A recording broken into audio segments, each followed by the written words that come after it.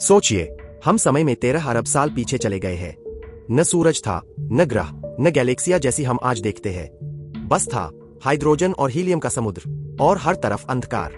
लेकिन इसी अंधकार में जन्म ले रहे थे कुछ अजीब, विशाल और नीले रंग के दैत्य, जिन्हें वैज्ञानिक कहते हैं डार्क स्टार्स। नाम सुनकर लगता है कि ये अंधेरे तारे होंगे, लेकिन सच तो ये है कि ये ब्रह्मांड के सबसे चमकीले और विशाल तारों में से हो सकते थे। डार्क स्टार क्या थे? सामान्य तारे कैसे बनते हैं? गैस के बादल गुरुत्वाकर्षण से सिकुड़ते हैं, गर्म होते हैं और फिर न्यूक्लियर फ्यूजन शुरू होता है, यानी हाइड्रोजन से हीलियम बनता है। यही प्रक्रिया तारे को चमकाती है। लेकिन डार्क स्टार्स अलग थे। वैज्ञानिकों का मानना है कि शुरुआती ब्रह्मांड में डार्क मैटर बहुत ज्यादा था। डार्क मैटर वो रहस्यमय पदार्थ जो दिखता नहीं, लेकिन गुरुत्वाकर्षण से अपना असर दिखाता है। पूरा ब्रह्मांड उसी से भरा हुआ था। जब गैस का बादल सिकुड़ रहा था, उसी समय उसमें डार्क मैटर कण भी फंस गए। और यहीं से शुरू होती है असली कहानी।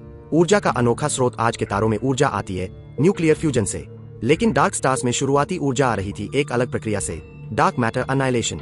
जब डार्क मैटर के कण आपस में टकराते थे तो वे एक दूसरे को नष्ट कर देते थे और उस प्रक्रिया में ऊर्जा निकलती थी। यानी ये तारे जल नहीं रहे थे, ये डार्क मैटर से गर्म हो रहे थे। इस वजह से ये तारे बहुत अलग थे। ये बहुत धीरे धीरे सिकुड़ते थे। इनका तापमान सतह पर उतना ज्यादा नहीं होता था, लेकिन ये होते थे बेहद विशाल। क्यों कहा जाता है ब्लू मॉन्स्टर्स? इन डार्क स्टार्स का आकार कल्पना से भी परे हो सकता था। जहां हमारा सूरज लगभग 14 लाख किलोमीटर चौड़ा है, वहीं एक डार्क स्टार हो सकता था सूरज से 1000 गुना बड़ा। इनका द्रव्यमान भी हो सकता था सूरज से लाखों गुना ज्यादा। इतने विशाल होने के कारण ये बहुत चमकीले होते और उनका रंग होता नीला सफेद, ब्लू व्हाइट, क्योंकि उनका तापमान बहुत ऊंचा होता था। इसीलिए वैज्ञानिक प्यार से इन्हें कहते हैं blue monsters of the early universe. ये कितने समय तक जिंदा रहते थे? सामान्य विशाल तारे कुछ मिलियन साल में फटकर सुपरनोवा बन जाते हैं, लेकिन डार्क स्टार्स का जीवन अलग हो सकता था।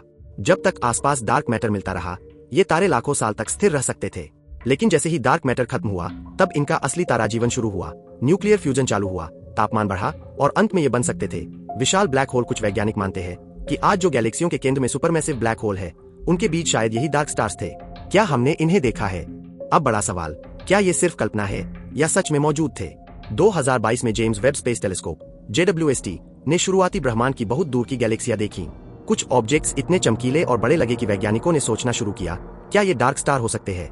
अभी पक्की पुष्टि नहीं हुई है, लेकिन कुछ कैंडिडेट्स मिले हैं जो सामान्य तारों से मेल नहीं खाते। अगर भविष्य में पुष्टि हो जाती है, तो ये हमारी समझ बदल देगा कि पहले तारे कैसे बने, पहले ब्लैक होल कैसे बने, गैलेक्सियां इतनी जल्दी कैसे बनी। ये खोज इतनी महत्वपूर्ण क्यों है? डार्क स्टार्स हमें दो बड़े रहस्यों को जोड़ने में मदद करते हैं। पहले, तारे कैसे बने? डार्क मैटर असल में क्या करता है?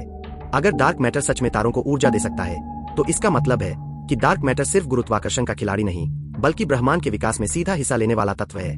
तो दोस्तों, ब्रह्मांड के अंधेरे दौर में जन्मे ये रहस्यमय ब्लू मॉन्स्टर्स सिर्फ तारे नहीं थे, ये थे डार्क मैटर और रोशनी के बीच की कड़ी।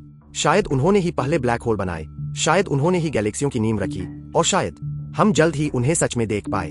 ब्रह्मांड अभी भी अपने राज धीरे धीरे खोल रहा है, और डार्क स्टार्स उन सबसे रोमांचक अध्यायों में से एक है। अगर आपको ऐसे ही रहस्यमय अंतरिक्ष के किस्से पसंद है, तो जुड़े रहिए, क्योंकि ब्रह्मांड की कहानी अभी खत्म नहीं हुई है।